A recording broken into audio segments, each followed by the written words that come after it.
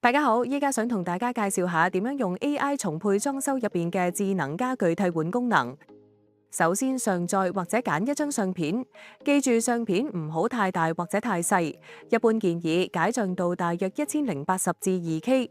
揀好之後，撳 AI 重配裝修，再揀智能家具替換，揀出你想更換嘅家具，之後稍為等候幾秒，系統就會自動幫你換好啦。跟住我哋試下清理背景上一啲複雜嘅家具同雜物。首先揀智能家具擦膠，再大概塗抹成個你想清除嘅範圍。物品說明可以自由選擇填唔填。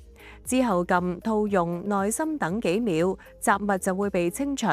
如果發現背景變得有啲朦，好簡單，只需要再揀多次智能家具替換，就可以重新生成畫面。揀翻你想要替換嘅梳化，順便將啲老舊座椅一齊換新，最後撳下一步就可以睇到完成品效果啦。歡迎大家一齊跟住我哋試用呢一個智能家具替換功能，自由替換心目中理想嘅家具。